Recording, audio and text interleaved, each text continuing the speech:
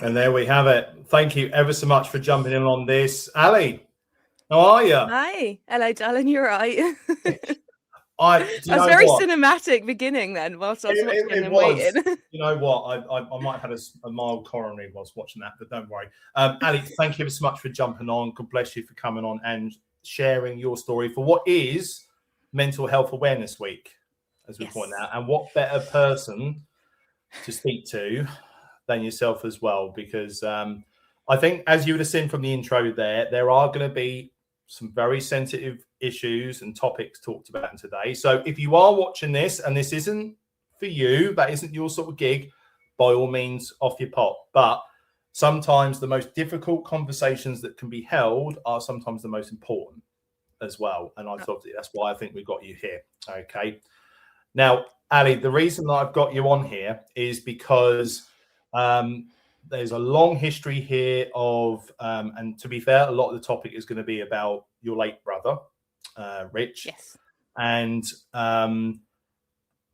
we're going to delve into sort of like that, you and him and your past and things that led up to ultimately what happened. And obviously what has happened since then, and things that both of us has noticed about things like YouTube and other areas, but maybe some important things that are happening seem to be more being made more aware in terms of mental health. Okay. So Ali, take me back to young Ali. Okay. So obviously we had you and your brother. Okay. Older brother. Yes, he was older by 3.5 years. 3.5 years. So what was that like then, growing up with an older brother of 3.5 years where you were? I mean, we were actually surprised because my mum was told that she might not be able to have children after quite a severe car accident.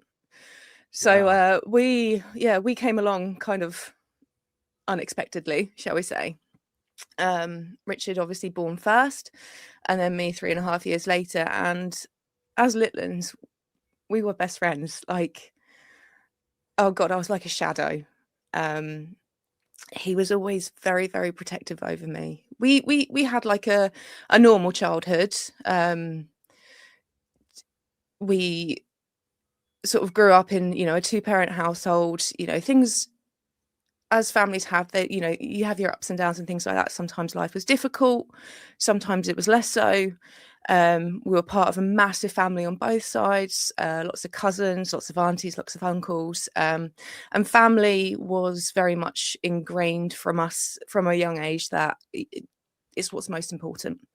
You do anything for your family and things like that. But there's pictures of me. Richard used to do karate, and there's pictures of me sort of mimicking him. I'm a bit of a feisty one.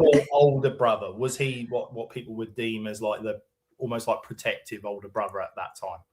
Oh, definitely. He was. Mum has said, like, as a little, and he was quite anxious and he was quite sensitive. I think originally my dad didn't actually want to have children. That's absolutely fine. And we came along, and, I think Richard had a bit more difficult time in building a relationship with dad. Mummy's boy, daddy's girl. And that did show. And I did feel it. Dad worked away a lot across the country and in Europe. He was in racing. So a lot of the time, if he wasn't there, it was mum or, our maternal grandmother. We spent a lot of time with her as well.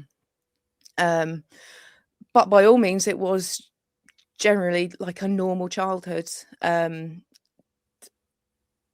I was quite independent from a young age. And I think my brother less so. So my mum seemed to sort of gravitate more towards Rich, and then my dad sort of towards me. I suppose I was sort of a bit more boisterous and things like that. Did you feel that sort of changed the sort of house dynamic when you was all there? For me, yeah. I took it a little too personally, and I shouldn't have. But hindsight's 2020. Yeah. So I think I always felt like, you know, there was a bit of favoritism going on, but then I never saw it from my brother's side. You know, him and dad had things in common, football, things like that. My dad actually coached my brother's football team, had a great relationship with my brother's friends and things like that.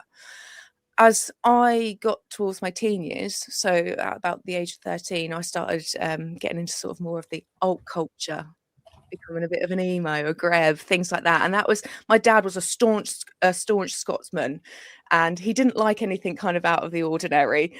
But I also started developing my own mental health issues.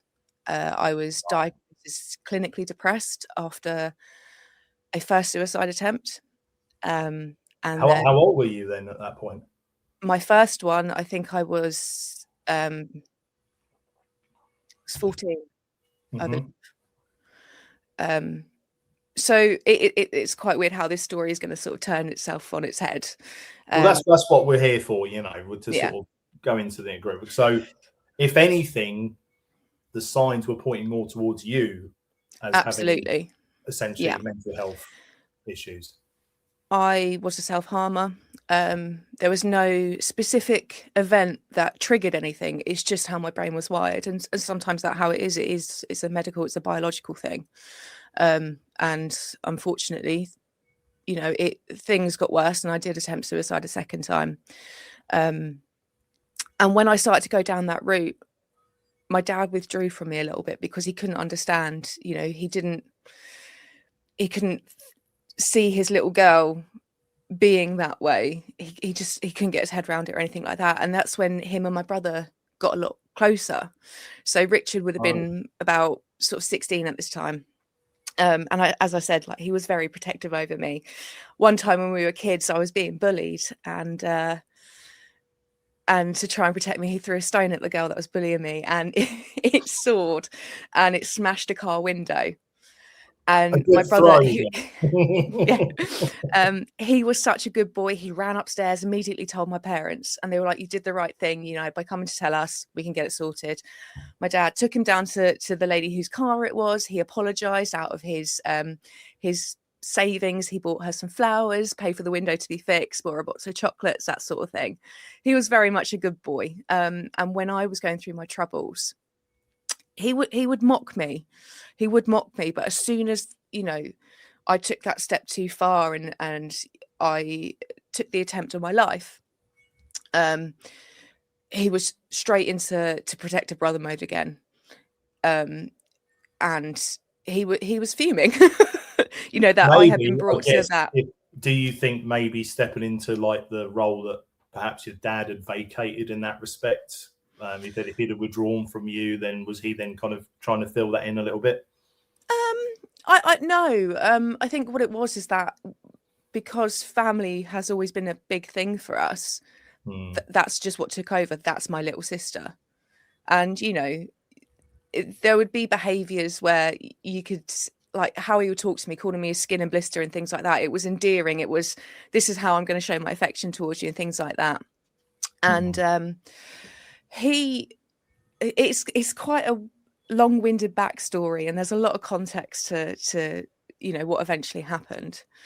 There will be some things that I might have to skirt over just for, you know, respect of my mum and things like that. Yeah, absolutely.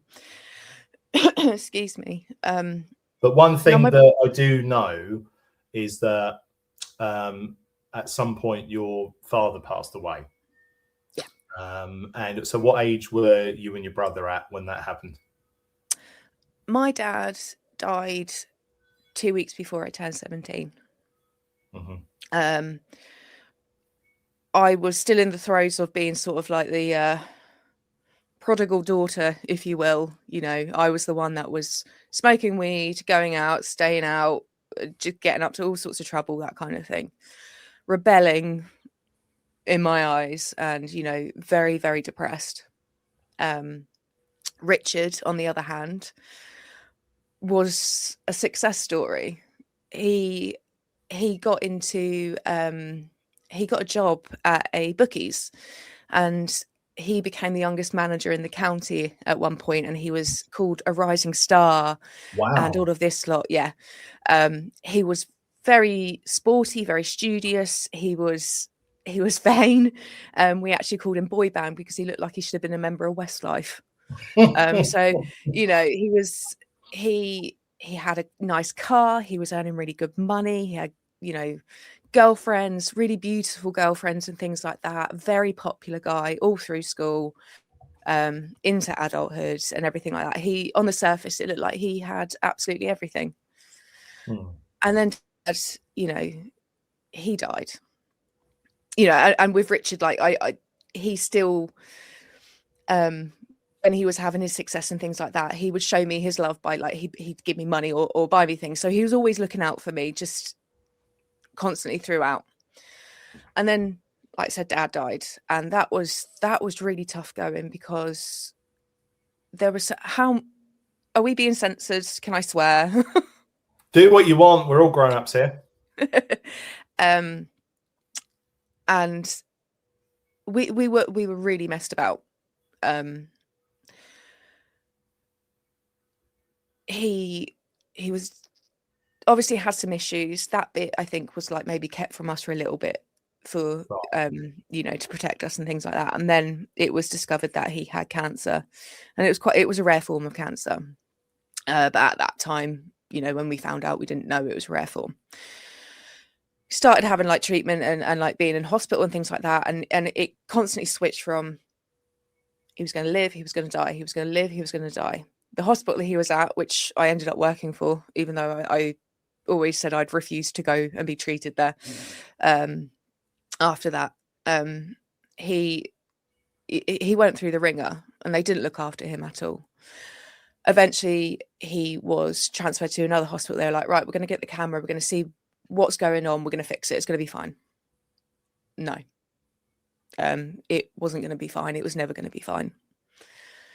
So I think that we got that news in the January, and he died in the October of the same year. And this is in 2006. So that's 10 months really of, I imagine, intense environmental stress of knowing, waiting, being unsure.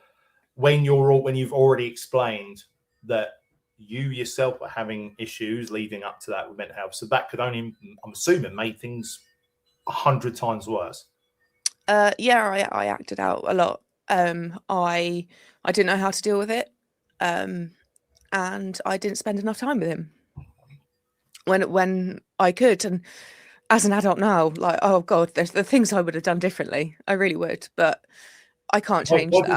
Why do you think he was doing that? I didn't want to accept it. There's this strong, like, stoic man that, you know, let's put it this way, Richard and I had respect for this man. We had a lot of respect for him. He had a short temper, which I inherited. I think you've seen it. And we just, I couldn't stand it. You know, he was this, it sounds so cliche, but he was the man that didn't cry. And I saw him cry. I gave him a picture on Father's Day. He was a rock in the system, yeah. Don't get me wrong, he was no angel. No angel, like, you know, there's stuff that happened that made me think, oh dear God, I kind of wish I didn't know, and everything like that. But he was our dad. We loved him. And I think Richard felt cheated out of a lot of time with him because of the time spent when Dad was harder on him, and, you know, didn't quite have that relationship. So, well, let's think. So from that January up to the October, then, how was Rich in all of this? How was your brother? I was too selfish to notice. I was too selfish to notice. All, you know, I can't tell you. And I wish I did know, because perhaps we could have been there for each other more than what we were. I'm not saying it would have changed the outcome or anything like that. But, you know, we were in it together. Me and him were the only ones that knew what that was feeling like. And obviously Mum, you know, and I think as well, you're trying to be there for her, but I'm also trying to ignore what's going on and not face up to it. which, yeah, it was a very You were trying harrowing to time. escape reality. Yeah. Try and act like everything was normal, and it really wasn't, you know. What about So I mum didn't. doing all of this? So I call my mum Flo, after Florence Nightingale. She looks after everyone. I don't think she really communicated how you knew how she was feeling. Of course you did, but we didn't really sort of communicate it a lot. Um, and at that time, as a teenager, I was perhaps not as aware of, any behaviours she was exhibiting, because she was just there 24 hours for Dad. And he was her priority, and as he should have been. And she was just caring for him. She had obviously sort of the older members of the family, her brothers or sisters, dad's side of the family, friends. We were surrounded by a lot of love during that time. We really were. I personally just didn't know how to handle it, how to look after mum, how to speak to my brother about it all, anything like that. And I do have a lot of regrets, but I come to live with those. So after Dad died, my brother and I did a complete 180. It's like I grew up. Wow. Everyone had their eyes on me, thinking, God, what's going to happen? What's she going to do? How's she going to take this? Etc., etc. But I think sometimes with success, in my brother's case, with it comes temptation. With it comes an alternative lifestyle. So he'd already sort of gone into this role within the bookies, successful, the youngest upstart that's doing incredibly well. Yeah. And so what did you see? What did you start to notice? At first, I guess it was quite imperceptible in a way. I didn't realise that he had private therapy afterwards. Wow. To try and deal with Dad's loss. Yeah. So on the surface, I thought he was normal rich. Just Richard doing Richard. Unbeknownst to me, yeah, he was having private therapy. He could afford it. Sorry, excuse me. And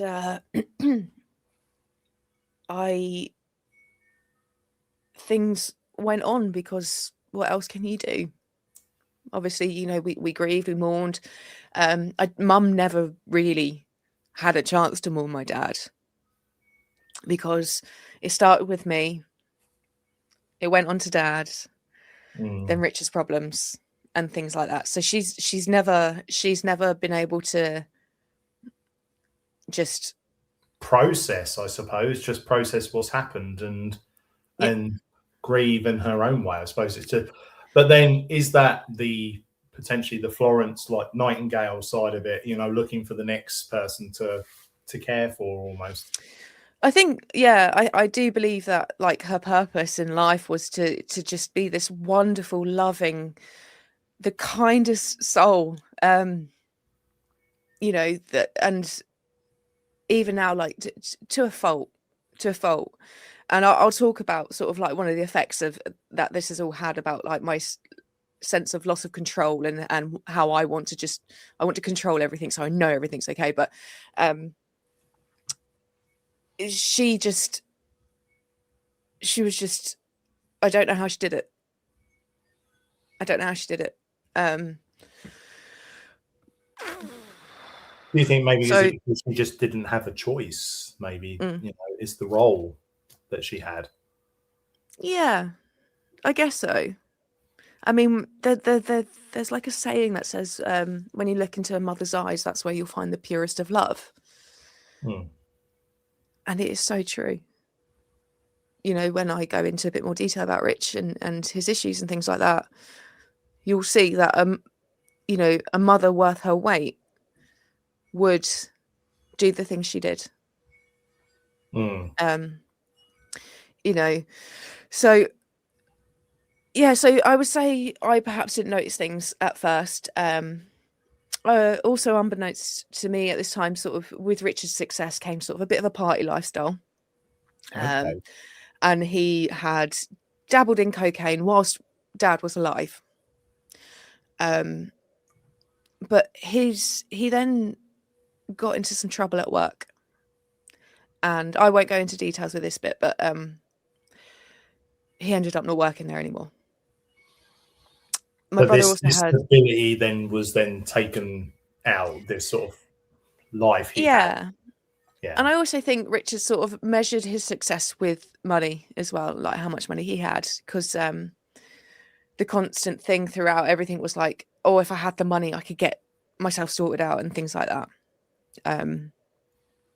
And yeah, so he no longer had this, and obviously went into from like jobs to jobs.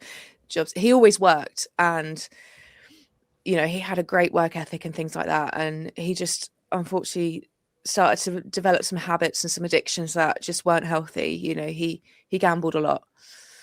He lost a lot. How did the cocaine change him? Did he come across any different than he did before?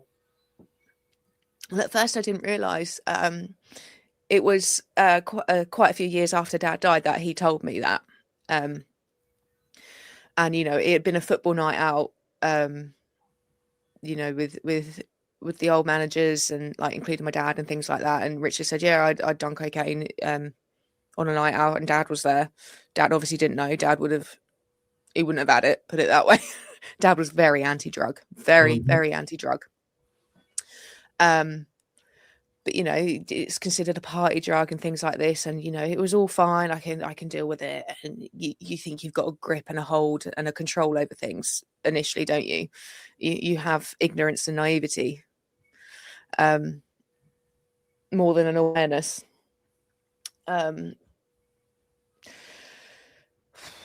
Sorry, there's so much to this story. What you tend to find with people who start dabbling with that, they become very intense. It's, you know, the personality changes from what you remember. And I'm just curious as to, thinking back now, you kind of started to notice a difference in how he was because of that. Yeah, so he got very nasty with me. He would call me names. He'd borderline get violent with me. Like, he went to headbutt me once and just about stopped himself before he proper nutted me. He could be quite vicious. And then he was going to the gym at the time, and then it came out that like he'd been taking steroids. So that was my first thing. Wow. Like, I was like, yeah, roid rage. Okay, right. So that's happening. But whilst that's happening, he's still obviously taking cocaine and things like that. Timelines are maybe a little mixed up and things like that. But the first time I noticed that something wasn't right with him was when he was using steroids. Because there's just the change. Like, we'd still have moments of, you know, the sibling love and things like that. But you know, on a night out, he'd be like, "Oh, Allie, I've got a spot. Can you cover it up?"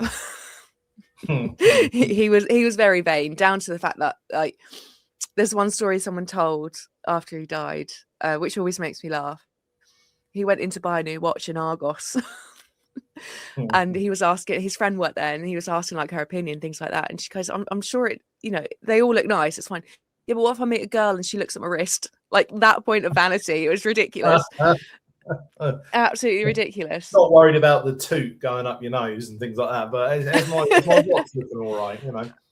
I mean, at that point, I don't know if he was, you know, on Charlie or anything like that. But yeah, I'm just trying to give you like a sense of him. Yeah. But you know, his friends were like older brothers to me. It was still close knit, the relationship, I'd say, but he could be really, really nasty to me. And that I was like, what was that just you, or did you notice he was doing that with other people as well? I noticed it more with me. I think, yeah, with Mum, but perhaps not so much. He was never like that with Nana. What do She you think kicks it was ass. you? Then? What do you think it was you that it all came out on?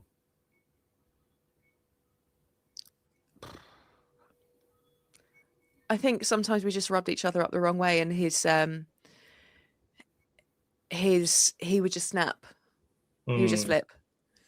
I mean, I don't know what he was like with his friends or his girlfriends at the time, or anything like that, but Because I yeah. wonder, because you were saying that you two were starting having a bit of a shift, so maybe you was more coming on the up, and then he was then going on down. Maybe he was just not happy with that dynamic now changing.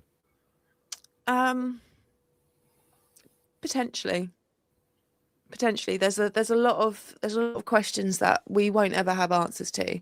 I do think like the nastiness was coming definitely from the steroids, and potentially the cocaine. I don't know how much of an issue it was at that time, but the main trigger of everything was Dad dying. Richard just couldn't accept it, and so from his success came the partying, came the cocaine. He met a group of people, friends, we'll call them in bunny ears, because they weren't. He won a lot of, and when I say a lot, like an unfathomable amount of money at the races once. And, this new group of friends, because he had his friends from school who were all lovely. Don't get me wrong, they weren't all perfect either, but Friends. they were real friends. They were Yeah. friends. And he took all these new kids on the block on holiday, just paid for everything. How much did he win? I think it was about 70 grand. Oh, Jesus. And then when you're funding a habit as well, and you hanger-oners and all that as well, it goes very quickly. Very quickly. He had a lot of success with betting. Like, he took it very seriously. He was always very good at maths. And everything like that. It's quite weird because when he was younger, he was really scared of horses. I know. And our dad worked in racing. It's like me watching spiders race. That's what that would be the same thing for me. Yeah. So yeah, things started to go tits up. And they were snowballing quite dramatically. And I think to cover up a lot of the pain that he felt with Dad, and then being used by these absolute cretins, just took its toll. And he sought solace more and more with the drugs. Were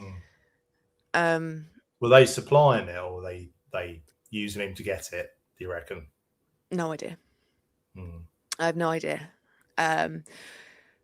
It got to the point where he was very, I think I'm skipping quite a big piece here, fine. but there was, he started to get very heavily involved to the point that he was dealing and things like this.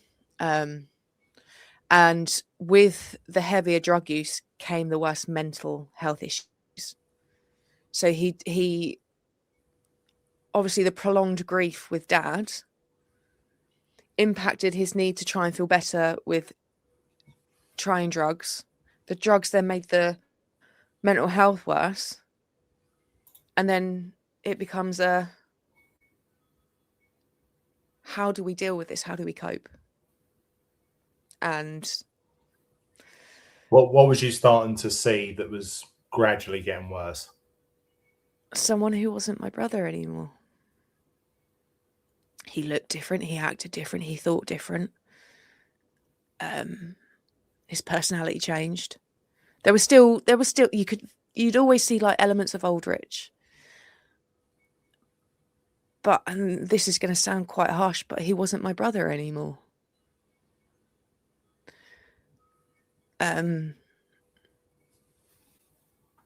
He became very skilled at manipulating, at lying, to the point of where it really came between my relationship with Mum, because she would lie for him and I would always find out. And But what's a mother to do when she's got one child who Richard, he became quite a prolific self-harmer, and where he used to mock me for it, he was then 10 times worse. How did you find that out, by the way? Because you don't tend, when you do it, you don't tend to want other people to know. So how did you find out about that? Saw it all. There was no bit of him that wasn't carved up, and that's how I would put it. He carved himself. You know, there'd be episodes throughout where it was just horrific. There was one incident where I was living with an ex-boyfriend at the time at his parents' house, and my phone rang a really odd hour, early morning, and it was my mum's phone. And I picked it up and I was like, hello, hello. There's like a rustle or something on the other line. And then it kind of like hung up. And I didn't think anything of it. I was like, oh, I don't know. Mum's accidentally dialed me or something like that. I was at work the next day. I was working for the prison service at the time. And I got a call. And the person that rang me was Richard. I don't know if he had meant to, but he had taken a lot of cocaine that night. And he was...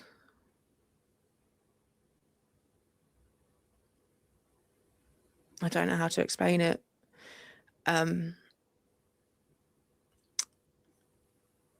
Outside his old bedroom, there was like a little balcony. Not like one where you could have like chairs and sit down and stuff like that. You could stand in it and that was about it. And he'd had an episode of some sort. And they had to get police, negotiators. Wow. I think 5 people were there or something like that. And I got this phone call at work. And they said Richard stabbed himself in the neck. And I just fell to the floor. I was thinking, fuck, he's dead. He wasn't. He wasn't. But like his bedroom looked like a bloody crime scene. There was blood everywhere, but he'd been throwing tiles at people. They were trying to get him down, get him to safety, trying to, like I say, negotiate with him and things like that. His door was locked. No one could get in. Eventually my uncle broke in and, you know, was talking to Rich and grabbed him and pulled him through the window with, I don't know, coppers or something like. Richard was fuming because he was threatening to jump and all of this lot. Now, throughout all of these years, he had attempted suicide a few times. But after that incident, he kind of self-sectioned himself in a mental health facility, a local mental health facility, but you can only do it up to 72 hours. And at the end of the 72 hours, like we went to go see him. He was bandaged up and things like that. I went to go see him. And they basically said he couldn't stay. It wasn't a hotel. Because you treat it as a hotel, wouldn't you? You'd go to a section house as a hotel. How ridiculous thing to say. Absolutely human. Now, after that, like at this point, you know, we're doing absolutely everything we possibly can to try and help him and things like that. And I spoke to my ex's parents at the time and I was like, I need to keep him safe. I don't know what I can do.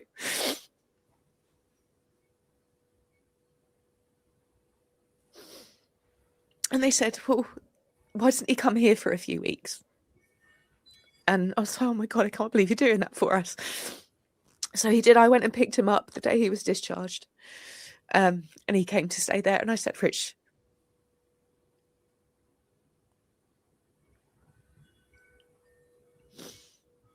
whilst you're here, I have to have rules, because at this point you're living with constant worry. You are on the edge the entire time.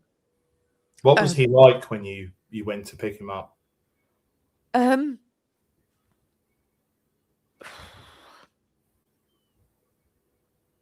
I think we just tried to talk normally. You know, I said to him, oh, I need to have some rules. And he was like, okay, that's fair. Absolutely fair. And so, yeah, he came to stay with us. And I said, Rich, I need to know where you are at all times. I didn't think it was unreasonable. Anyway, he settled in. He had a room of his own there. And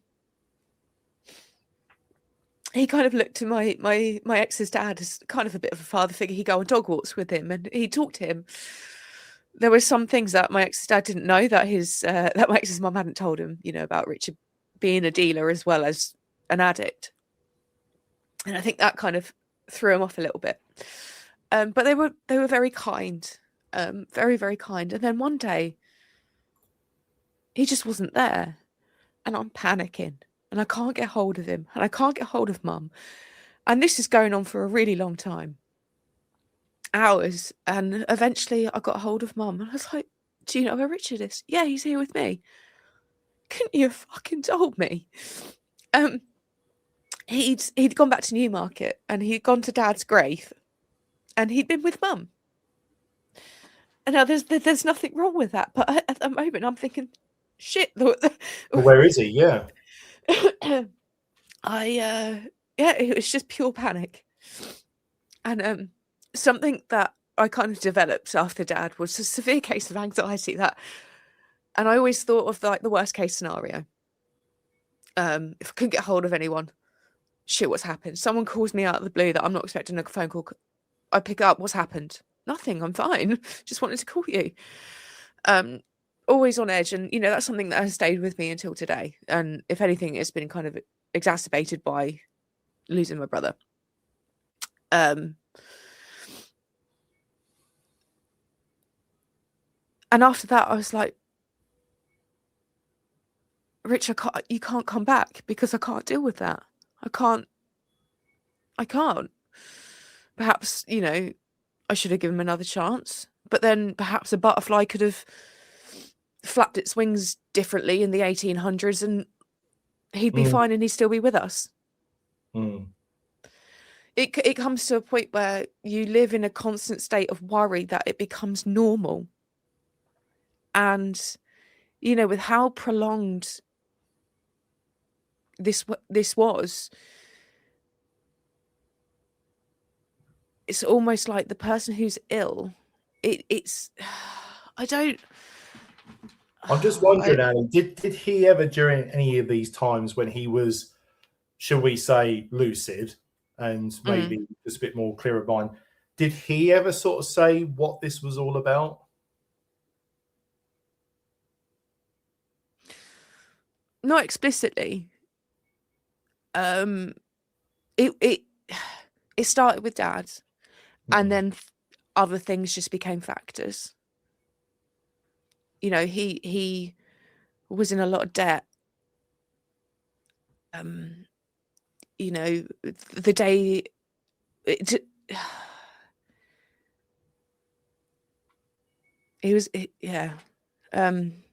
it's not the same, but I've done self-harming myself, and it was always on the idea of, I'm not worth it, I'm not worthy of anything, this is actually what I deserve. And I just half wonder if it's because he felt, because of the because of the debt, because of the loss of jobs, because of everything like that, he'd got to that point of just thinking, I deserve this, this is what I should be doing.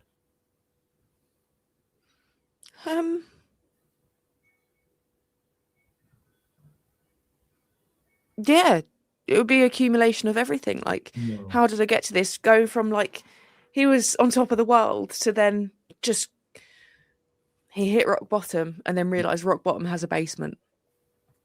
Yeah. And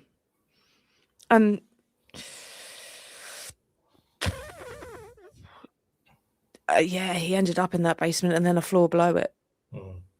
So this time that obviously you've picked him up, you've then had the conversation with him where you've sort of said, look, I can't carry on like this. I've got anxiety. What then happened after that? So I'm assuming he left. Yeah, and then things just kept getting worse. His use, what he was involved in, the lies, everything coming between me and mum. And like I said, you just live in a constant state of panic and worry, and always it became a case of not if, but when.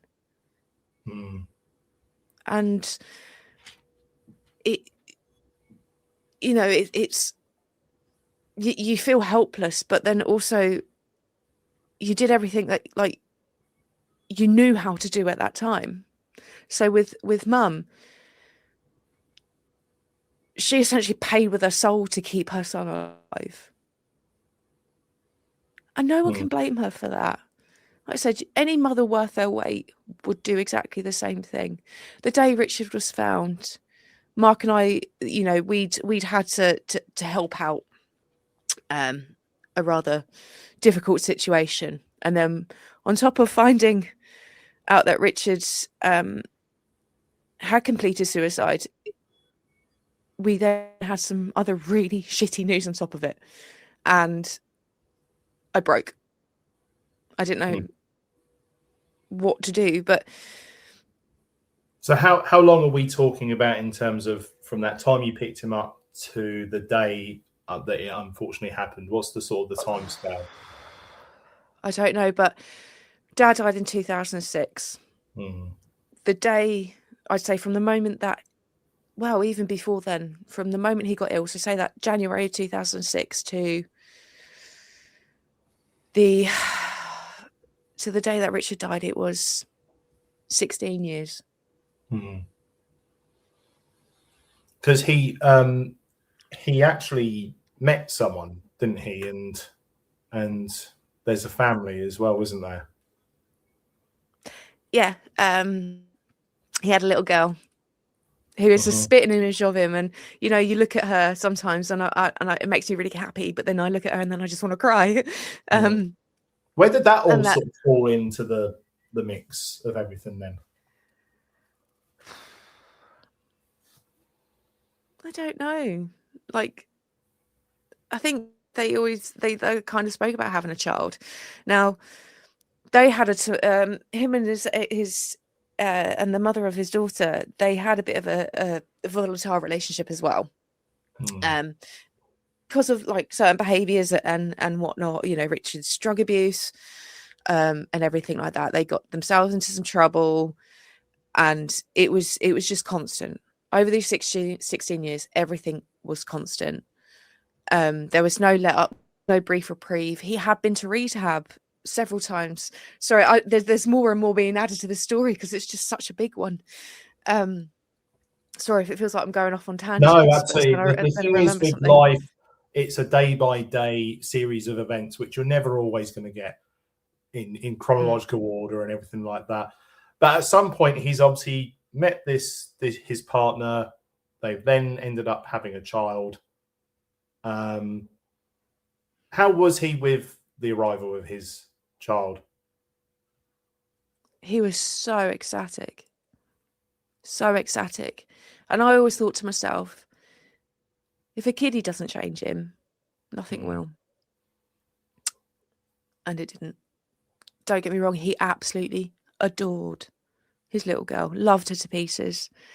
And, it's been nearly 4 years. He died a few months before she turned 5. And she still talks about him. I think, her part, his ex has done a wonderful job of raising her through all of this, because she's had her own struggles as well, health-wise. And God knows she's had a lot on her plate. Robin's exhibited behaviours where you know, it's been worrying, and I think we're always going to have our eye on her in case, you know, mental health runs in our family. And I think that's one of the reasons why I don't want to have children, because I can't bear the thought of them going through the things that me and Richard have or anything like that. Just one of the reasons why. But, you know, I think there's always going to be that little bit of us that's always going to kind of have her eye on her. But, you know, she won't ever forget Rich. I know that much. I was talking about him the other day, and I was like, "Oh, he was such a lump." And she goes, "Don't call my daddy a lump." I was like, "Oh," she's fiercely protective of him as well, still. But I suppose if it was going to happen when she's that young enough to be resilient enough to bounce back from it, because I still feel the effects of Dad. I had more awareness. You know, I had matured a little bit more emotionally, so I could understand certain emotions and you know, understand what was going on, and I'd had that time with Dad. You know, to the point of where, 2 years ago, I was stood outside having a cigarette. It was nighttime, and the thought just popped into my head where I was like, I've missed him for longer than I ever knew him at that point. And I was like, Jesus Christ, that doesn't seem possible. And I've had the same with Rich. He was 36 when he died, and I think maybe a month or two after I turned 36. No, it must have been about 3 or 4 months after I turned 36. I was like, I'm now the older sibling. That was never supposed to happen. It's mad, isn't it? That make it kind of, it's a weird position to be in, isn't it? Hugely weird, because it's like, hang on, that's not right. I'm supposed to have a dad. I'm supposed to have a brother. I have Mum. We're the only two left, and my anxiety over her is huge because I can't lose her. I mean, obviously, I want to be careful with this, but the day it happened, how did you find out? What sort of events occurred? I was off work, and I was travelling up to Derby that day to go stay with my cousin, and our other cousin was coming down. We were going to a press event at Scare City, of all places. It was like an abandoned theme park with a scare attraction type thing, and we were going there, you know, as press. And I said to Mark, on my way, I'll stop and get Starbucks, and I'll drop it off to you at work. So that was all planned. I get ready, pack my car up, go to Starbucks, and then I drive to Mark's work, and he stood outside already. And I said sort of like a rough time, but normally he wouldn't be waiting. I'd go in. So you already suspected that there was something different? Immediately, because everything over those all that time, your senses get heightened. You're hyper aware. Again, all I can say is this constant state of worry and panic, and always thinking the worst. It's weird because you kind of, it sounds awful, but you kind of get to the point where you get so used to a person being unwell that, you know, that chronic suffering stops feeling urgent. It just becomes a new norm, I would imagine. Yeah. And for 16 years as well.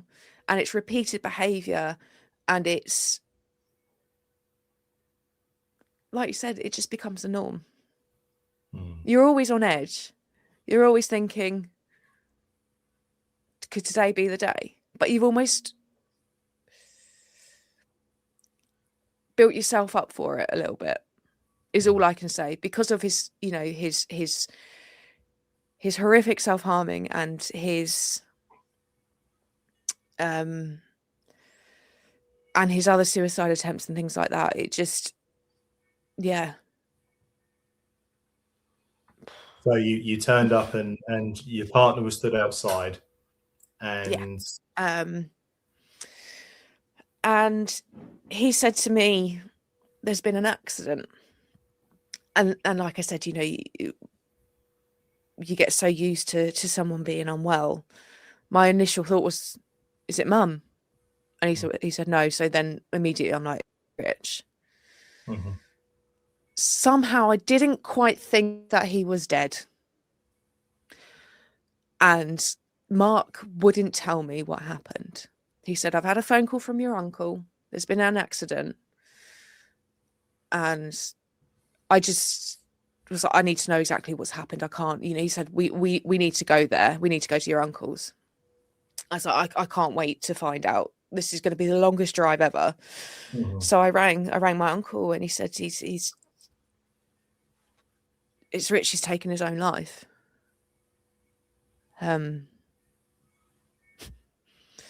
It was a really sunny day. It was going to be a really nice drive up to Derby, and then it's such a juxtaposition because then everything around you just fucking goes black. And all I remember was repeating the word "okay." Phone stuck to my ear, on like talking to my uncle, but not talking to him, just going, "Okay, okay, okay, right, okay, okay, we're gonna leave now, right? Okay, yeah, okay. Is mum there? Okay." And that's that. Yeah. I just couldn't. And yeah, longest drive ever. So it turns out that my uncle had called Mark and explained to Mark, he was like, "Are you with Allie?" Mark's like, "No, I'm at work, but she is actually coming here in a little bit before she goes to Derby." So my uncle explained what happened, and poor Mark, he just didn't know what to do. He's like, what the fuck do I say? His boss at the time had been through something similar. Not recently, it was sort of many years before, and he said to Mark, just say there's been an accident. So he did, and it was the right thing to do. But me being mean, I'm like, I need to know what's happened. I have to know. So we drove to my uncle's, and all the while there's that boulder in your stomach that is constantly rising up here. There is no way to describe that feeling. But at this point as well, I had become estranged from Richard. We hadn't spoken in a year, maybe just a bit less. Things came to a head between us. We had a really horrible falling out, and we always had horrible fallings out. And I was always like, "Oh, I'm going to walk away. I'm going to walk away. I can't do this anymore." But I'd always go back. Always go back. But after this one time, I was like, I can't do it. I need to protect myself. It becomes a case of self-preservation. I couldn't deal with the lies. I couldn't deal with how I was being treated. The fact that, because even though they tried to keep me in the dark about things, and relationships were being torn down left, right, and centre, and everything like that, I was still always the one that they would come to try and sort things. Allie will fix it. Allie will do this. But you'd reached your limit, is what you. I'd reached my limit, yeah. And it was over something really ridiculous. But sometimes it's that little bit of rice on top, the smallest grain of something. Yeah. And the argument didn't need to be what it needed to be. And Mark and I own the flat. And I said to Richard he could stay there after him and his ex broke up. And I just thought I can't have him there anymore. I had certain rules. I was like, no drugs in the house or anything like that. And I know that was being ignored. And the rules were there for a reason, because of my need to control something, because I couldn't control anything else. And then there was more lies and everything like that. And so I said to him, you have to leave. You have to leave. And he did. He ended up getting a place. How do you feel about that now? Someone once said him moving into that place was the worst thing that could have happened, and that hit me like a ton of bricks, because I was like, that's my fault. But what people need to realise as well, and which has taken me a long time to realise, is that you cannot cure an illness that you did not create or control. So families go along thinking that they had this level of responsibility, and because they couldn't save someone, that means either they didn't try hard enough, or they didn't love them enough, or anything like that. Completely different. You did what you could and what you knew how to do at the time. And yeah, so after that, we didn't speak. I would call Mum, and she said, I always knew you still cared, because you'd find a roundabout way of asking about him. Of course. I put on a bit of a brave face, but I would tell people that I hated him for what he, for the way that he torn the family apart. It wasn't his fault. And I tell you what as well, what really, really bugs me is when people who say that people who take their own lives are selfish. Nah, not one bit. Having been in that position myself, albeit very different to Richard, but being in those depths of despair where you just feel deplorable, you feel destitute, like you have nothing left, and you don't know a way of, you can't see a way to get out of it. If anything, you feel like you're doing everyone a favour. Yeah. So it bugs me so much when people say that. But the difficulty is as well, is that we aren't quite sure exactly what happened, and we'll never know.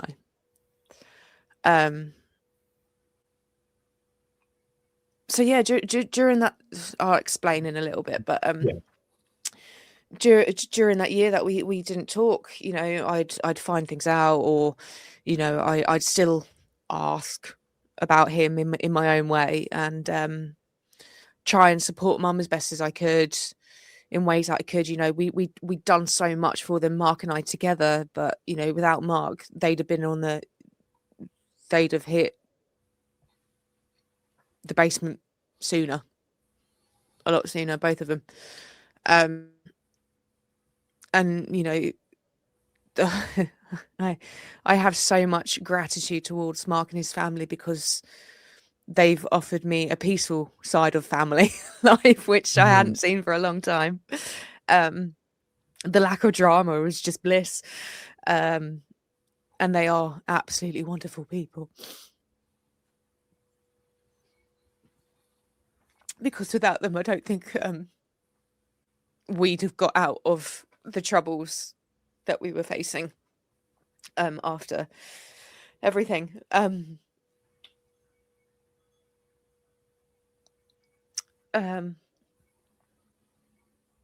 So you made your way to your uncle's. Yeah. And I got there, and I just went straight through the door, and I just saw Mum.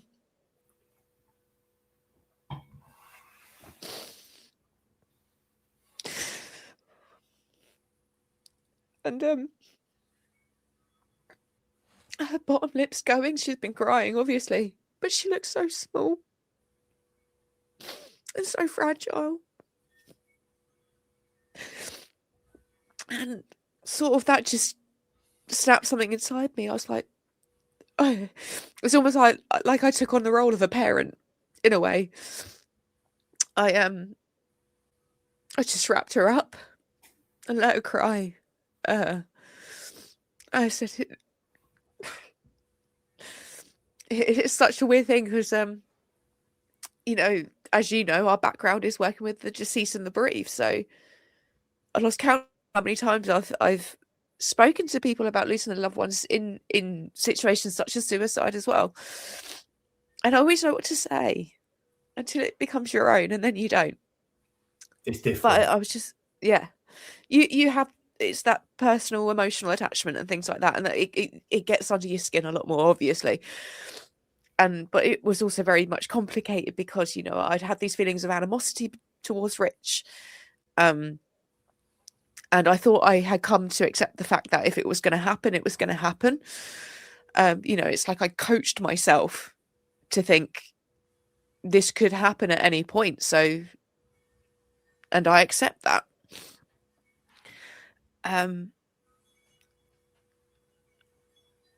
But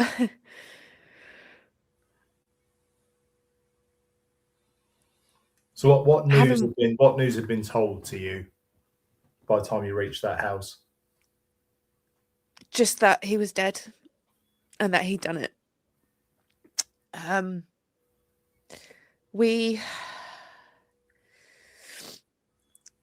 No, because of the county that it happened in, he was going to the mortuary where I used to work. And this is where it comes a bit of a blessing and a curse that I was of my career choices. I could put my professional hat on and I could help. I knew what I was doing. I'd done it countless times before. I rang up my old boss and I was like, you're going to have my brother coming to you. She's like, I'll let you know when he's here. And because of my affiliation with the mortuary and therefore the coroner service and things like that, they went above and beyond for us to make things sort of as easy and smooth as possible. So my old boss rang me to say that he was there, and I said to her, look, any suicide, you're going to have a post-mortem. And I said to her, if possible, I'd like you to do it. I'd like to, you know, and bless her, I think she was quite taken aback by that. And she was like, yeah, no, of course, absolutely. We had to go and ID him. I can't even imagine what that was like. My uncle went in first. He came with us. Now, if a coroner is involved, you can't do anything to make, you know, you have to wait for their say-so before you can do anything. But they're given permission for my old boss to do the ID with us, so we didn't have to have police liaison. You know, that they made it so that he was positioned in a way that we couldn't see what had happened. He was also showing signs of deterioration already, so he'd been gone for about a day or two before he was found anyway. So add that onto it. And you know what we've seen before. Absolutely. Yeah. But again, different when it's your own. Yeah. And we had suspicions of what had happened because and they shouldn't have done this. They really shouldn't have done this, but the police had told my uncle that, it looks like he's cut his wrists. Okay, well, that's not something that you should be divulging. And if you don't know factually, then don't say it. So we were under the impression at that point that that's what had happened. And, you know, yes, his wrists were bandaged, held his hand and things like that. And like I said, he was positioned in a way that we couldn't see the worst of the, you know, the deterioration or anything like that. And so I dealt with all of the coroner side of things and the mortuary side of things because I could do that. And that's the one thing that I thought, I haven't spoken to him in a year, that this is the least I can bloody do. And also to make things easier for Mum rather than her having to muddle through it. And but of course, as I said, I know what happens in a post-mortem.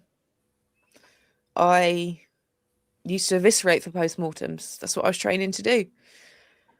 I also know the pathologist that did the post-mortem. Very, very thorough, but near enough treats every post-mortem like a forensic. So it's a bit more intrusive. Bit more in depth. Yeah. Yeah. Bit more intrusive. But, you know, we need to know what happened. And that's how you get answers and things like that. Maybe not all the answers, but, you know, everybody tells a story. And, you know, that's how I see working in that kind of industry. You're helping give a voice to people. And hopefully give voices to other people before they get to that point. Do you know what I mean? Had he actually left anything, like a note or anything? No. What he had left was, so when he would do rehab and things like that, you know, and have like these brief moments of being clean, he would write diaries and things like that. But what was found was a notebook with all I can describe as ramblings. That didn't make any sense. None at all. It was like nothing was coherent. Nothing made any sense. So almost the mind that was everywhere and nowhere at the same time. Yeah, absolutely. We spoke to the funeral directors and got, you know, the funeral arranged. Again, you know, they did my dad's. I had an affiliation with them from working at the mortuary. You know, I see them a lot. So I'm very, very grateful that I could use those relationships during that time, because then we felt looked after. We had trust in these people. I didn't witness what happened with Richard, but I could see exactly the afterwards, and that stays there. That really does stay there. Now, I can work in a mortuary, and I have a desensitization, which we all have to do, because if not, you know, you would fall to pieces. You become somewhat desensitized. You always have empathy. Of course you do, because, you know, the majority of people that get into this line of work, they don't get into it because it's a jolly. There is that level of, I really care about what I'm doing and helping other people. I would imagine paramedics are in the same position, really. Yeah. You know, some people get into it or say, oh, I could do that because it's a morbid interest, but you put them in the thick of it when you've got something really traumatic in front of them, they'd run a mile. And I can use my personal experiences to help others, because I wouldn't look at a deceased and see my brother lying there. I don't have that personal attachment, and I can differentiate between the two. But it is very difficult for me to switch off the image of my brother laying in that state.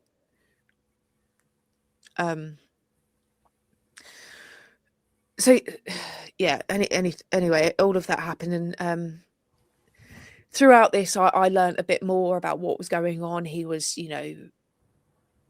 involved with some very awful people.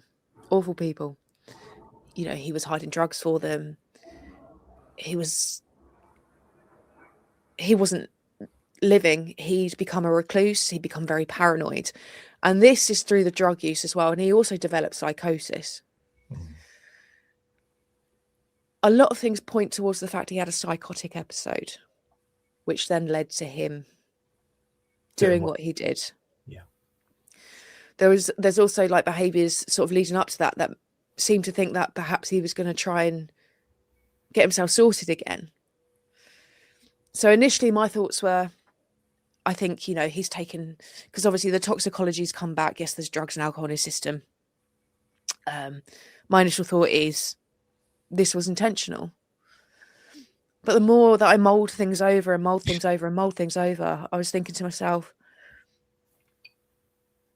I don't know that it was. But then Mum spent like the last few days before he died with him, and she said he was in good spirits. But then you look at pictures of him, and there is nothing.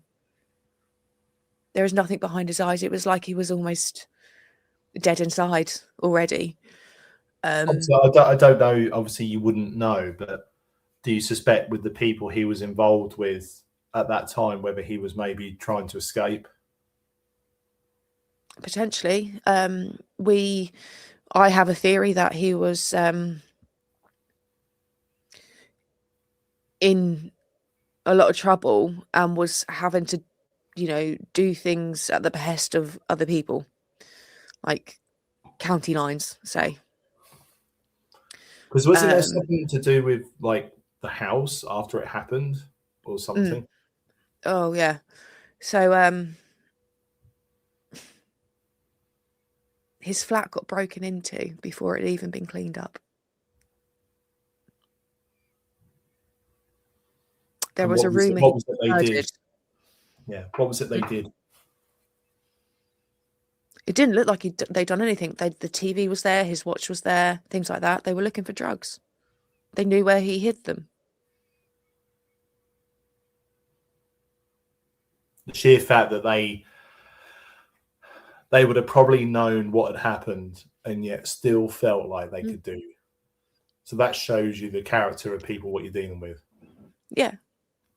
And it's disgusting, it really is. But also, you can't rule out the fact that how desperate were they, because we don't know who it was. Filed a police report, they did nothing about it. They couldn't do anything about it because, well, they said they couldn't do anything about it. But yeah, because didn't he have like several phones or something like that? Oh, we couldn't find his phone. Couldn't find his phone had gone, which in itself is suspicious. Yeah. So there are a lot of unanswered questions, and these are questions that we won't ever have answers to. Was it intentional? Was it a psychotic episode? Like I said, there was a rumor he was murdered. He wasn't. He really wasn't. Where he was found, how he was found, the evidence, none of it pointed towards foul play or anything like that. But because of, the people that I was in with, we were still very much, I was petrified of repercussions, anything like that. And it took me a long time to not feel that way. Mum was my concern because,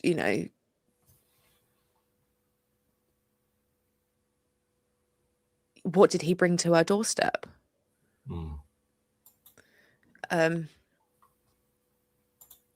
When you think about him now, and obviously what happened, I know this could probably change hourly, to be fair. But how do you feel about him and what he did?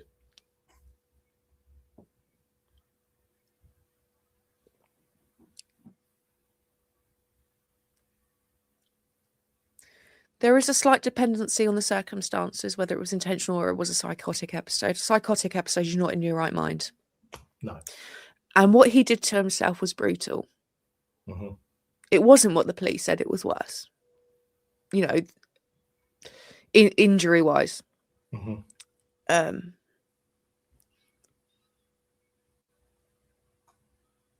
even if it was intentional, I will never be angry. I will never be angry.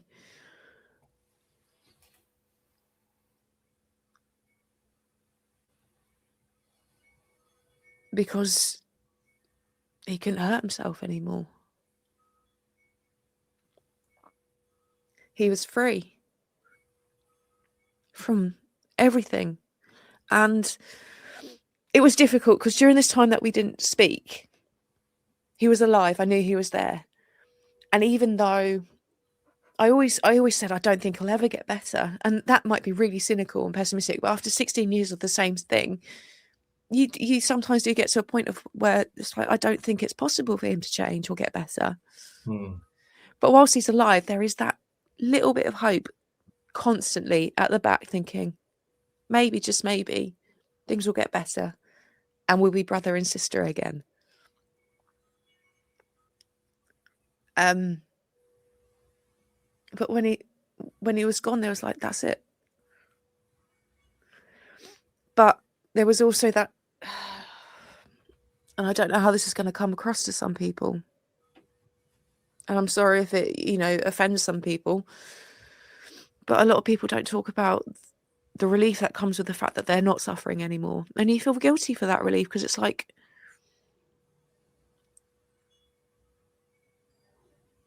what? It makes you feel like you wanted them dead. No, that's not it. I wanted them to be free of pain, free of trouble, free of hurt, free of everything that was stopping them from living a good life. A life that they deserve, because Richard was never a bad person. He was a victim of bad circumstances and bad choices.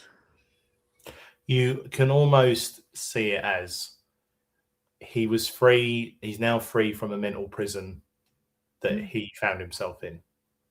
Absolutely. And, it was really difficult to get him any proper help, because the drugs people would say, you need to get the mental health issue sorted first before we can help you with the drugs. The mental health people say, you need to sort the drug issue out before we can help you with the mental health. Well, let's look into that, because I think that kind of segues into something quite nicely in the respect of what help is actually out there. And you've alluded to the fact of when he sectioned himself and he couldn't be there any longer than 72 hours because it's not a hotel, supposedly. There is a huge mental health issue in the West, especially, but even especially in this country as well. What help is actually out there? Limited. Now, for whatever reasons that is, whether it is staffing, whether it is funding, whether it's actually, do you know what? It's a conspiracy theory that it's population control, whatever have you. I've said that before. It is a bit of conspiracy theory, yeah, but it's difficult to know. It's a crisis. It is an absolute crisis, and the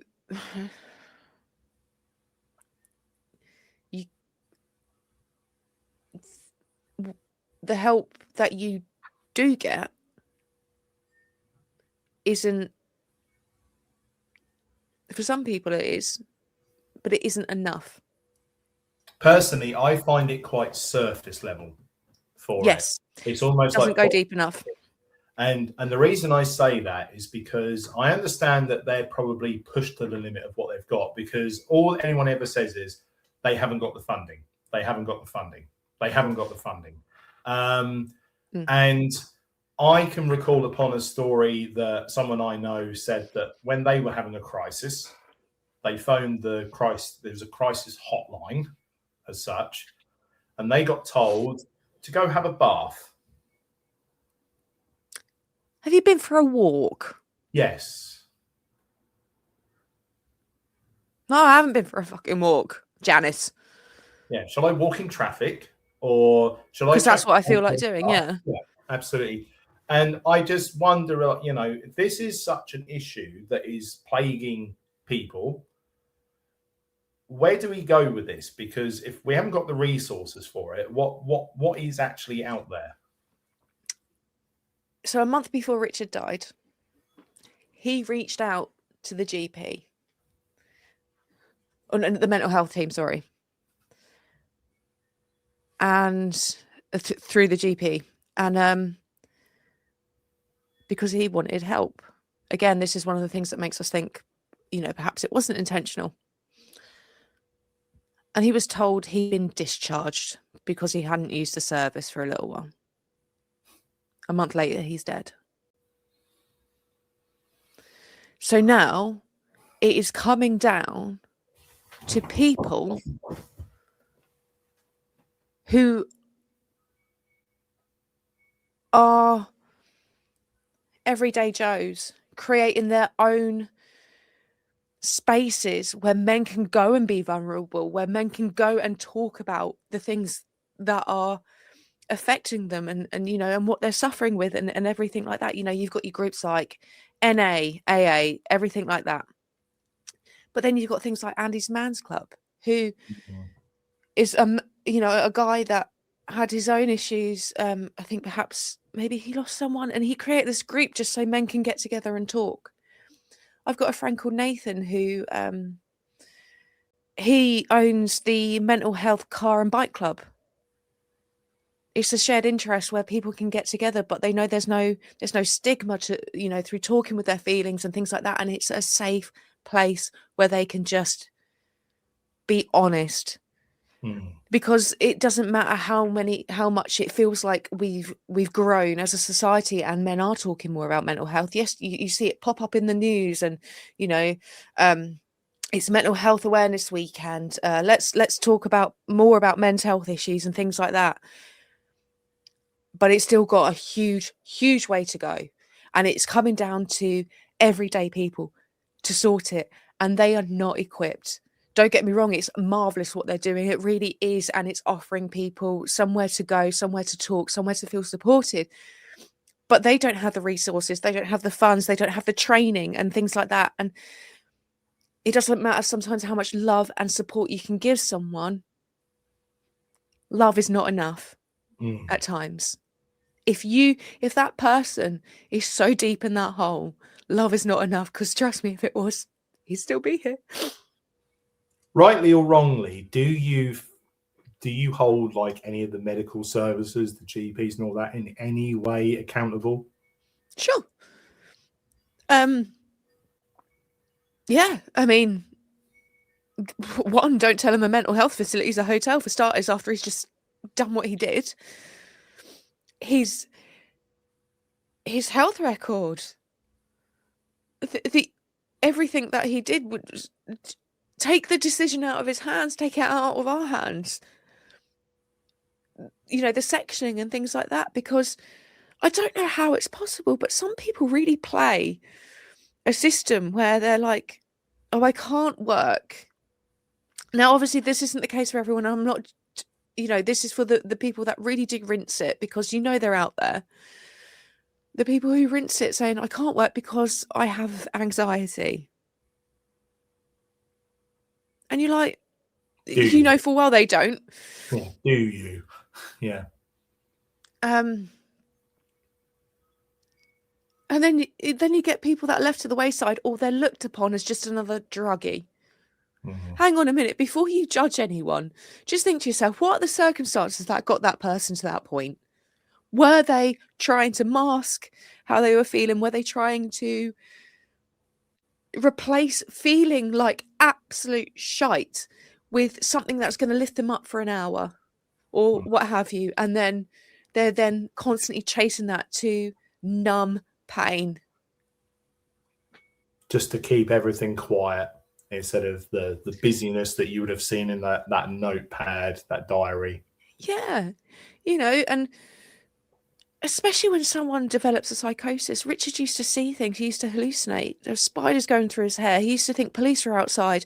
So he'd balance a knife up against his neck with the door and hoping that they'd open it and kill him. There wasn't anyone there. He was paranoid weeks up before he died. So he didn't leave the house. There was, you know, this, again, I'm scratching the surface here with what went on, but it is all around. And by doing things like censoring word, TikTok, Instagram, YouTube, because let's face it, people live their lives on social media these days. They really do. But Yeah, because they've I doused. want to talk about that, because what I can hear, what I will imagine is that people will listen to that and go, yeah, but you've got to think about the children, and you've got to think about people being exposed to like how to do it and things like that. But what would you say in response to that? I get where they want to protect children, and they think if you talk openly about it, it's going to give someone ideas. If someone is in that frame of mind, it doesn't matter what you do. But by censoring it, you are adding more stigma. You are making it a dirty word that you cannot say. So therefore, you feel like you cannot be open and say, hang on a minute, this is how I'm feeling. Oh no, I can't say that. Yeah, That's frowned upon. That's a naughty word. because By I'm doing fully that, you expecting, Annie, that this video, I'm probably going to get a few no-nos from YouTube, just purely because of using certain words like suicide. Okay, got to say the S word, or checking out, or it's not ending life. again, it's not a hotel. No, exactly. Checking out. But to me, it kind of misses then the point. The point of getting it all out is what helps a lot of things in life. Yeah. To have the everything go from, because the mind, what the mind does, it amplifies everything, it distorts everything, and if you can't get it out so that it sounds how it sounds to everyone else, it stays in there. Yeah. And then what you're saying to people is, if you've got these thoughts, then you're less than, because even if you mention it on platforms such as YouTube, Yeah. It almost, it keeps it taboo, it sugarcoats it, and it's not a time to be sugarcoating. It's not. If this is a crisis, it needs to be dealt with head on and aggressively. And by saying that someone checked out, what is that doing to someone who's thinking, oh, well, perhaps I can't say that I'm suicidal because now you that have, feels like I'm not allowed to. he unalived himself, is what I hear quite often. Yeah. As well. And I'm like, it's censorship gone mad, and with regards to a subject that you need brutal honesty if you are going to help people, or people are going to feel like they can get themselves help, because they already feel some sort of, well, it's quite often with people who are suicidal or have suicidal ideations and things like that, they feel a certain sense of shame. Now, by addressing and giving what they're feeling a proper name, that's allowing them to feel like they can express how they're feeling. But by not, it is adding to that sense of shame. In my eyes, it's like they want to bury the heads in the sand. Like the people who, ground, isn't it? It's making, much like everything, if you deny or disallow any kind of speech or thoughts or anything like that, you don't get rid of it. You just push it further down out of plain sight, and then that's when people don't. And therefore out of mind, so they don't have to think about it. Yeah. Let's keep it all hush hush. Let's censor it so that it's not spoken about, so we don't think that there's this crisis that there absolutely is. The thing is, Allie, is that when you're in that situation where you have got that mindset, like I've mentioned earlier, and you'd have felt it yourself as well, you're not thinking about how this is going to affect everybody else. In fact, you're actually thinking this is going to do everyone a favor by you doing this. How has it affected you and your mum and your family? So my anxiety is through the roof. Like I said, I can't get a random phone call without thinking something's happened. When you self-refer, or you get referred to a mental health service, they give you like questionnaires to fill in, and it's like, in the last 2 weeks, have you blah blah blah blah blah. I'd say 11 to 12 nights out of 14, I replay everything in my head before I eventually fall asleep. I see it. I wasn't present for the post-mortem, but I see it. I see every single detail. I've seen pictures of the scene. And that stays with me. Again, I'm not physically present, but I've seen it. And what blows my mind is that I was diagnosed with PTSD with something that I wasn't even present for. And I've now, rightly or wrongly, I now live with everyday thoughts of Richard, of replaying certain things, replaying conversations, replaying events, incidents, playing out scenarios that haven't happened, that could have happened, that what ifs, buts, and hows, whys, wheres, constantly. And like I said, professionally, I can disengage from that. It makes me good at my job. But when it comes to, when it's personal, and the circumstances we went through, and it wasn't an isolated incident, it was 16 years of build up to this point of highs, lows, backwards, forwards, upside down, and just constant living on the edge.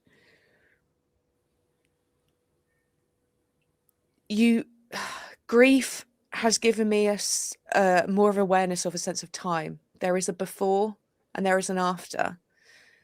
And you do tend to go on with life afterwards, after a certain, however long it may take you, because grief isn't neat, it's not linear or anything like that. You grieve how you want and for how long you want. Your body will tell you when it's right and when it's, it's time to, okay, I feel like I can go on now.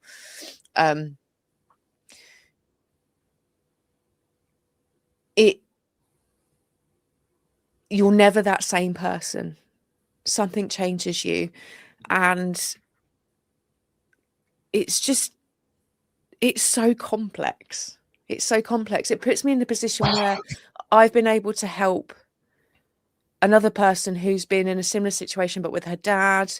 I say similar situation, completely different circumstances and things like that. But she's a girl that I'd only just met, but we got on famously like from the get-go. And it wasn't long after we met that it happened. And I was like, I've got you. You become that support because you've got that shared empathy then, haven't you? Yeah. And again, that's what, that's why I am drawn to the jobs that I do, and why I want to work with the deceased and the bereaved, because I feel like I have something that I could offer them, and I want to give a voice to the deceased, and I want to look after them and help them, have a dignified passing and everything like that. But I think,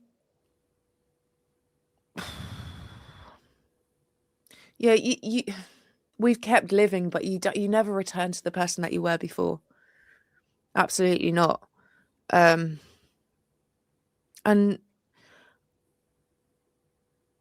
living with it, I think I said it earlier, like,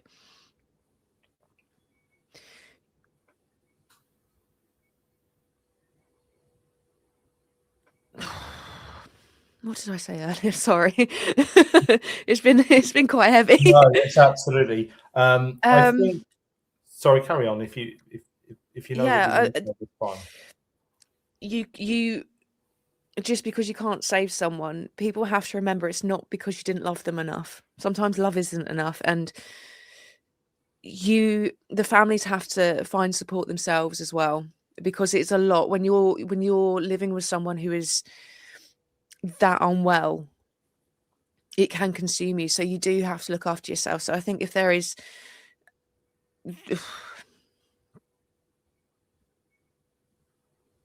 what is one thing that I would leave with people, it would be to be like, don't question yourself, because you did everything you knew how to do in that moment.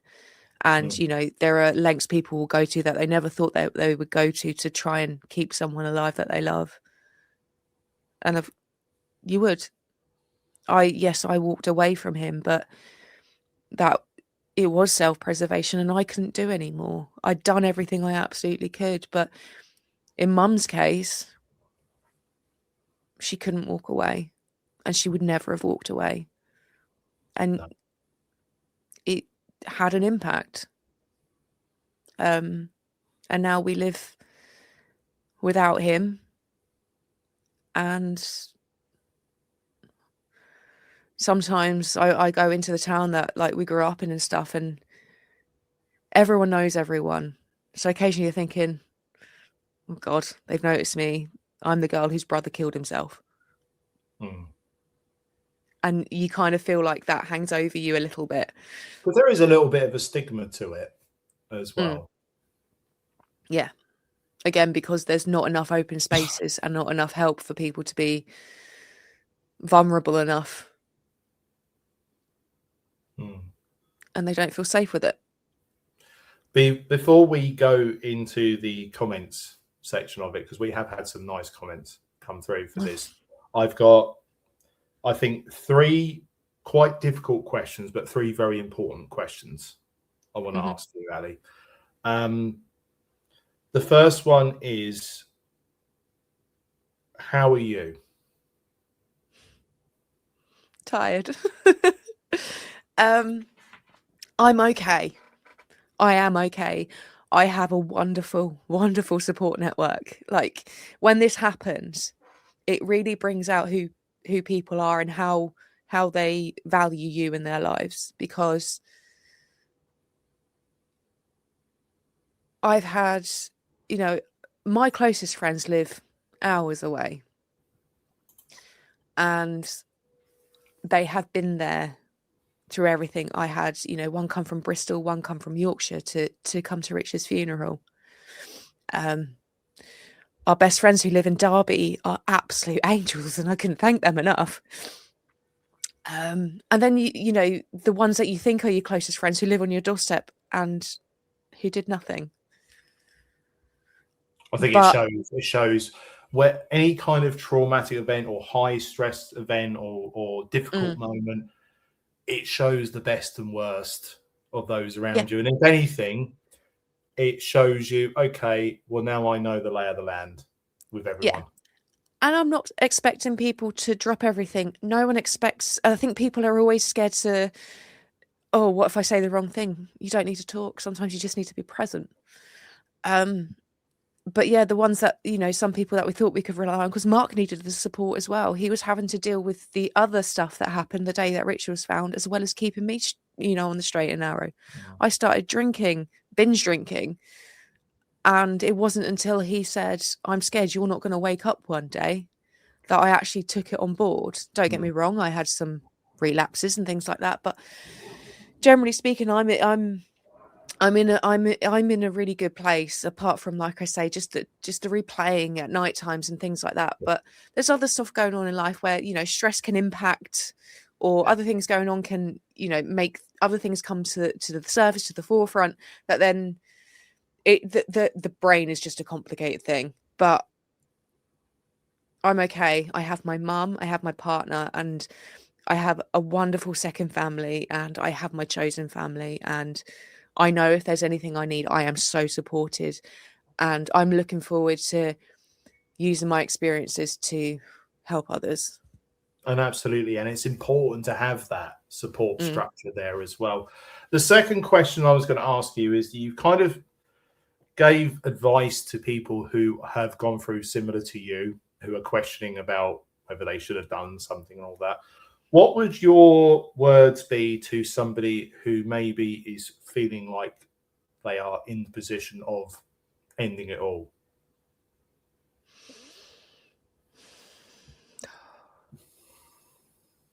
That is a really, really hard one. A lot of people during that time just need someone to remove them from the situation and get them to somewhere safe. If you feel you are not safe, call someone that you trust. Call the emergency services so that you can be removed from that immediate situation, because I feel that that is what will stop someone in that moment. If you have an inkling that you are on that much of the precipice, just call someone, please, because you are not alone. You are loved. And sometimes it isn't a bad life. Sometimes it is a bad day. And I know that sounds a bit flimsy-flamsy, but sometimes being removed from a situation, you can then look at it differently. And I know it's exhausting. It really is. It is beyond exhausting to be in that position where you just think, screw this, I'm done. Yeah.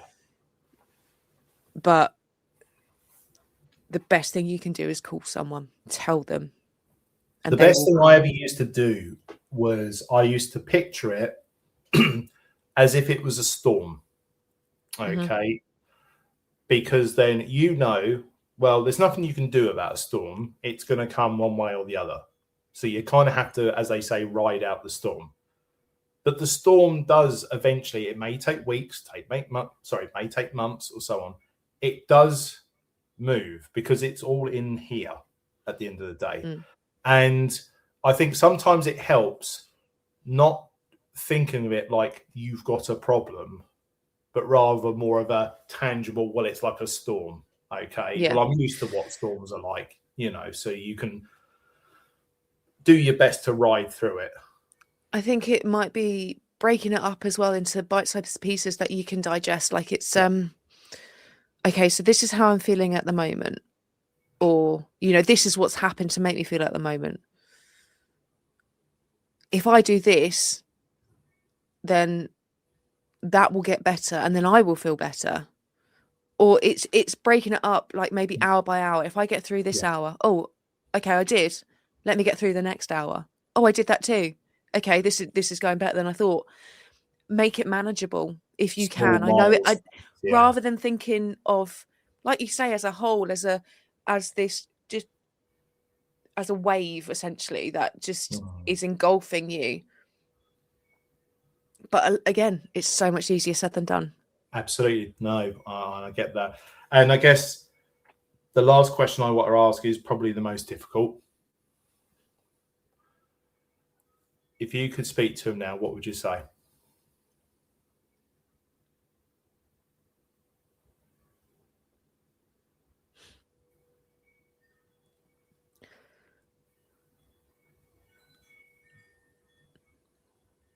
I understand. I'm not angry and I love you.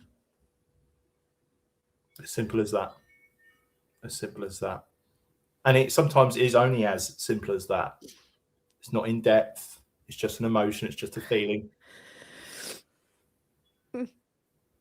And I hazard a guess, I would imagine a lot of people who are in a very similar situation to you would probably say the same thing as well. I don't think there's not much more that you can say because... No. Oh, and if it was possible, I'd just give him the biggest cuddle. Yeah, I'd probably say I'm sorry as well. Sorry for being an annoying kid, an annoying little sister. Oh God, I really was. I was a little shit. I was a little shit. But we did have some good times. We had some good times, and I'm glad I got those. I'm glad I had a big brother. They're still in there. They're still in there. I'm so glad I had a big brother. Yeah. Because he was, up until things got bad, he was the best. Allie, we're going to go on to the comments now because we've had some lovely comments here. And I think it's always good just to get some input from other people as well, because there might be people who've had similar things. So Nick Larger, good evening. Nice to catch another one of these. I think having people talking about their experiences is important, and it goes back to what you said, Allie. You need to talk, and it's good to have these kind of conversations, as difficult as they might be. It starts with talking. Yeah, it always starts with talking. A question you'll be able to answer. Does Allie have a channel? Can't find a link to one. I don't. I'm completely off of social media now. I used to host. Actually, I tell a lie. I used to host a podcast with my cousin called Cars on the Carb, and we do have a YouTube. It's about true crime and paranormal stuff, all to do with cars. So, yeah. And I think it's only fair to say that Ali is going to be on social media, well, YouTube at least, because the two of us are going to be having our own show as well. Yeah. So we will keep you all posted about that at some point as well. I'm looking forward to that one. It's about some heavy stuff. But we met each other, what, 13 years? No, 11 years ago. 2015. Too bloody long, Ali. Too long. Yeah. We met each other working in the same funeral home, and we've had a wonderful friendship ever since. And I will say that you have been, oh my God, at times a lifesaver for me. You know you have. You've dug me out of some very deep holes. And we are going to be talking about death and dying, but it's going to be on the lighter side of things. A bit of gallows humor, because you do have to have it in the industries we've worked in, because if not, well, you laugh, you cry. Obviously, just know the limit.